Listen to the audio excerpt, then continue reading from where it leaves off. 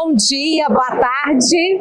É um prazer estar aqui com vocês hoje e eu já quero começar perguntando para vocês: quem aqui está satisfeito com a sua imagem pessoal e se sente seguro todos os dias? Todos os dias. Ixi. Hoje a gente vai falar sobre a importância da nossa imagem pessoal, que engloba não só a nossa aparência, mas também a nossa comunicação e a nossa oratória. Eu sou Luciana Oliveira, sou colunista de TV, do rádio, professora, com 40 anos de experiência em sala de aula, e hoje vamos falar sobre a importância da nossa imagem pessoal.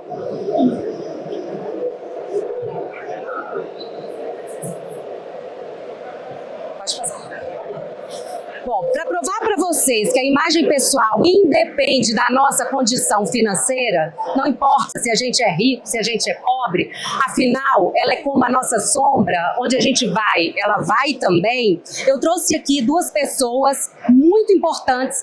A primeira é esta aqui, é a princesa iraniana Qijair, que nasceu num berço de ouro e conseguiu conquistar todo um povo com a sua aparência e com a sua oratória. Afinal, ela era maravilhosa para os padrões da época. E a outra, Coco Chanel, que nasceu num meio bem pobre. Ela perdeu a mãe aos 7 anos e aos 7 anos o pai a deixou num orfanato. E lá ela começou a fazer as conexões com pessoas através da sua boa aparência, do cuidado, zelo com ela mesma e também da facilidade da comunicação e da oratória. Na vida nós temos 3 pilares que nos regem, pela ordem: a fé, a saúde e a autoestima. Se algum desses pilares entra em desequilíbrio, a nossa vida acaba se tornando uma grande confusão. E a autoestima, ela está diretamente ligada à nossa imagem pessoal. Uma coisa não existe sem a outra. Afinal, nós somos visuais. Quando a gente vê uma pessoa pela primeira vez, aqueles 3 primeiros segundos que a gente olha, a gente ali tem a primeira impressão. A gente forma como se fosse uma reputação sobre aquela pessoa. E dificilmente a gente vai ter a oportunidade de causar essa primeira impressão novamente. Então, nesses 3 primeiros segundos, quando a gente vê uma pessoa, 55% é sobre realmente o que a gente está vendo, a nossa aparência. 38% sobre o nosso tom de voz. E apenas 7% sobre o que a gente tem a dizer, o nosso conteúdo. É incrível, né? Cuidar da nossa aparência e a gente não ficar inseguro, a primeira coisa que a gente precisa entender é que nós temos estilos diferentes. E se a gente não entender de estilo, a gente cada dia vai ter aquela dúvida: com que roupa eu vou? E nós temos aqui, para ter um norte, 7 estilos universais. E aí eu pergunto: qual é o estilo mais chique? O clássico? O criativo? O dramático? Não existe o estilo mais chique.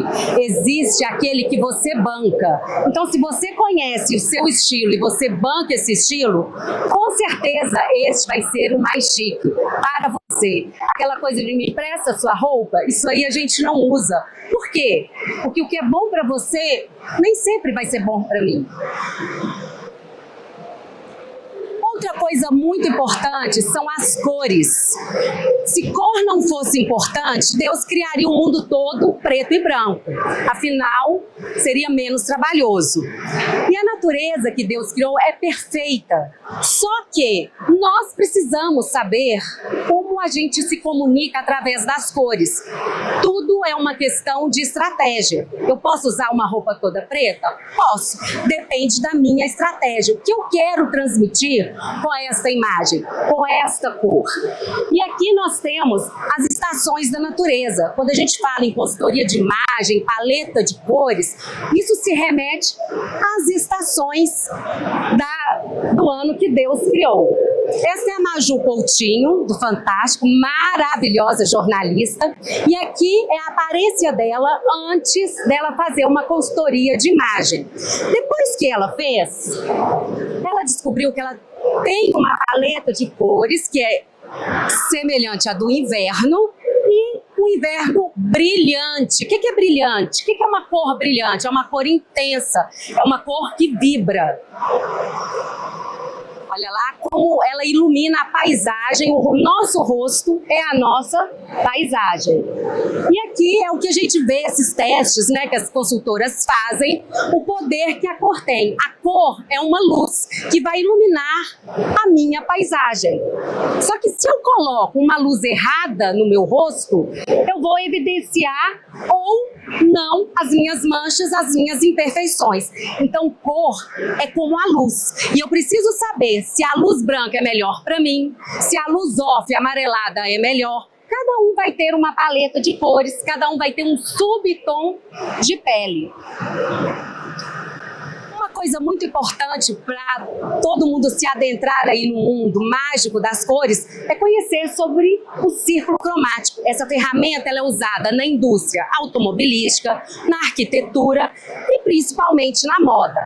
Não adianta eu querer colocar todas as cores se eu não sei fazer a combinação delas. E aqui, como eu disse, a gente se baseia no que Deus fez, e se a gente se baseia nisso, a gente nunca vai errar. Olha lá, pra gente não ter medo, não é, de ousar, de combinar.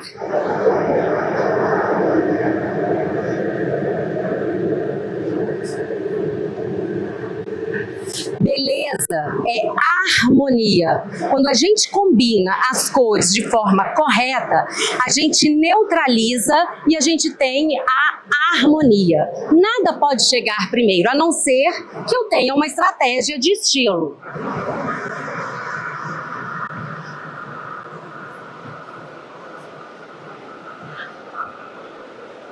Uma outra coisa muito importante é sobre o contraste pessoal. Alguém aqui sabe o que é contraste pessoal?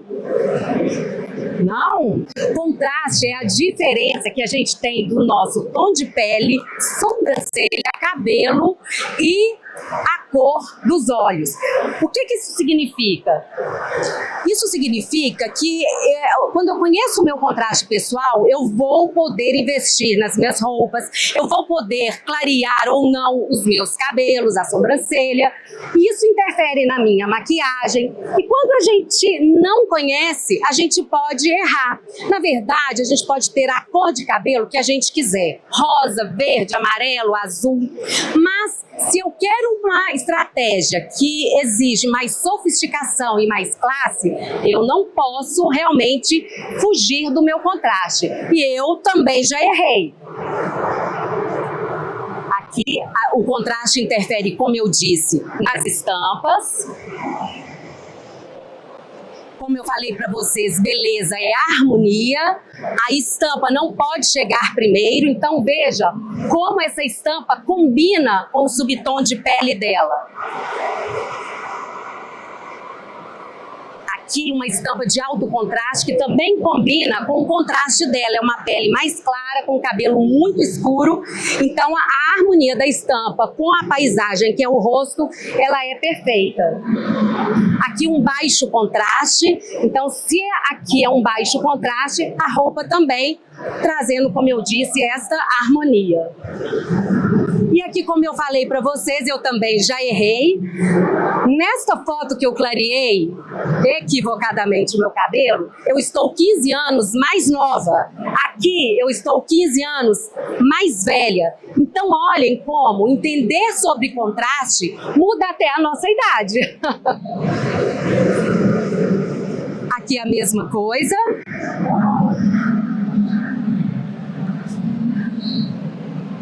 Uma Uma dica para a gente não errar é a seguinte: tire uma foto sua preto e branco, uma selfie no seu celular, e ali você vai ver se há muita diferença da sua pele, sobrancelha, cabelo e olho, a raiz do cabelo.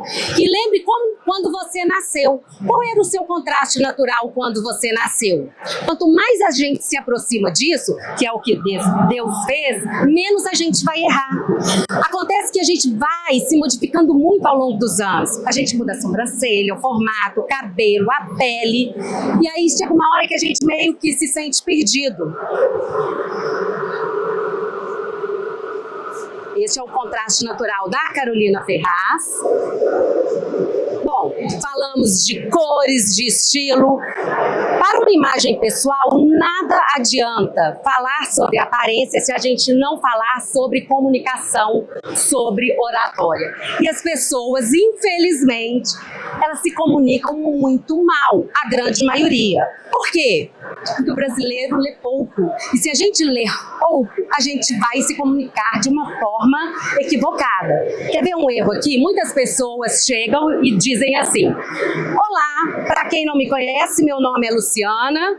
E aí eu pergunto: e para quem me conhece, meu nome é qual? Então a gente não fala isso. Combinado? Eu já chego me apresentando. Outro vício de linguagem muito comum: ai, mais do que nunca, eu estou muito feliz de estar aqui. O que é nunca? Nunca é nunca. Então, mais do que nunca também não existe. E antes de mais nada, quero dizer que eu estou agradecida pela presença de vocês. O que é nada? Nada é nada. Então, antes de mais nada, é nada também. Nós precisamos ter cuidado com os nossos vícios de linguagem, porque isso empobrece não só a nossa comunicação, mas, claro, a nossa imagem também. Expressão corporal, muito importante. Eu não posso chegar aqui diante de vocês ou numa reunião com o ombro caído, o braço assim. A gente chega numa posição que mostra o quê? Autoridade, não é? O meu corpo, ele chega antes da minha palavra. Então, eu já tenho que saber como eu olho, como eu me porto, como eu me sento, não é? Nada de ombro caído. E isso é uma estratégia. Saiu de casa, pisou fora, as pessoas já estão te observando. Você já é observado, não é? Bom, vou voltar aqui porque eu vou fazer um teste aqui rapidinho com vocês. Hoje a gente tem uma loucura no mundo com a internet. As pessoas não focam. Então vocês ouvem a palestra, e eu me incluo, tá? A gente ouve, a gente fala, a gente mexe no celular, a gente escuta o outro e a gente não tem tempo para focar. Por isso que muitas vezes a gente coloca a nossa imagem em segundo, em último plano. A gente sai de qualquer jeito e aí às vezes a gente chega numa reunião, a gente chega no local e fala: nossa, por que eu vim com essa roupa? Por que eu não vim melhor? Se eu tivesse melhor, eu teria fechado aquele negócio, eu teria me sobressaído diante dos outros. Porque sim, a aparência, ela abre portas. E se a gente pensar assim, quantas pessoas estão aí no mercado de trabalho porque se apresentaram fisicamente, aparentemente melhor. Claro que depois veio o conteúdo, mas aquele que tinha a grande capacidade, o grande talento, não passou pelaquela porta. Então, esse teste foi um teste feito pela Mitsubishi antes desse boom da internet. E eu vou pedir em meio minuto que vocês contem, olhando de 1 até 10. Eu vou contar até 30, de 1 até 10. Vamos ver quem consegue em meio minuto, tá? Na sequência, de 1 a 10.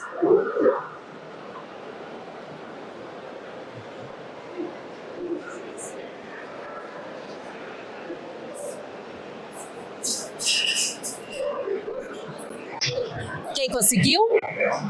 De 1 a 10? Você conseguiu! Você conseguiu até o 6. Tá bom. Quem mais conseguiu? Até o 8. Valendo um Pix. Ninguém? Então vamos ver. Agora se melhora, hein? Mais 30 segundos.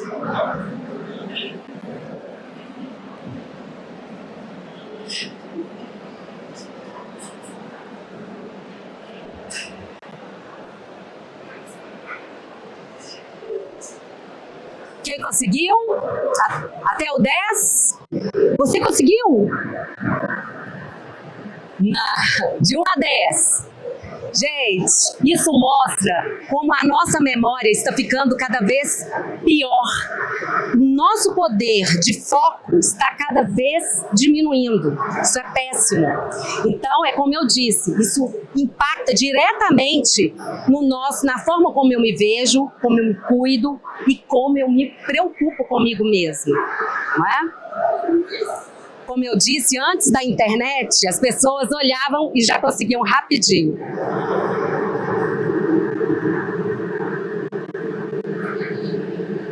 Falamos de estilo, falamos de comunicação, de oratória, e agora vamos falar de etiqueta. Para muita gente, etiqueta é algo pertinente à classe A. Quem tem dinheiro precisa saber disso. O resto é bobagem. Eu não preciso disso. Todos nós precisamos saber de etiqueta. Por quê? Etiqueta não é frescura. Etiqueta foi criada pelo rei Luís XIV para dar ordem, colocar ordem a uma sociedade. Se a gente pensar que no século XIV as pessoas comiam com as mãos, pois não existiam talheres, a gente vai chegar à conclusão que quem comia era só os que tinham os braços mais longos, as pessoas que eram mais fortes e mais altas.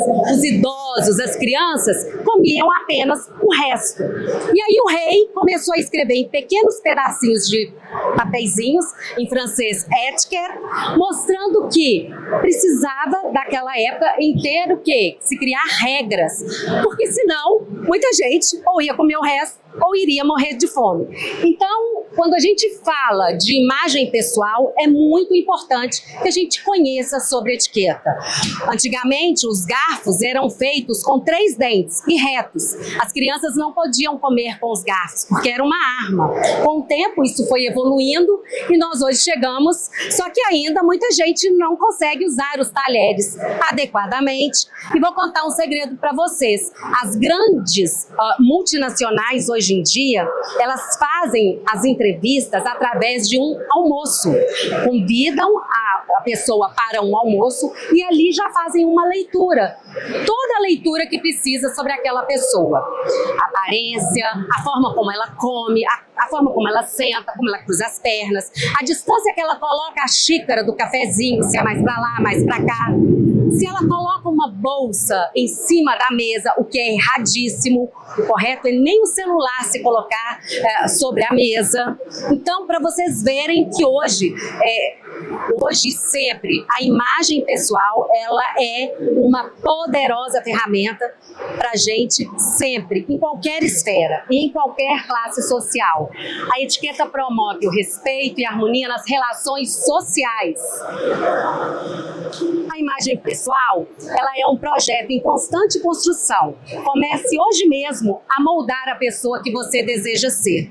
E eu quero dizer para você, para a gente aqui concluir, que os pássaros, eles não cantam apenas quando eles estão felizes.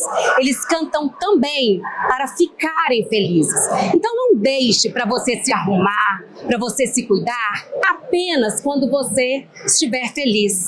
Faça isso para você ficar feliz. E você vai ver que o mundo vai ficar muito mais alegre e mais fácil da gente enfrentar e matar aquele famoso leão todos os dias. Gente, foi um prazer estar aqui com vocês hoje. Obrigada pela atenção, sucesso e beleza na vida de todo mundo. Obrigada.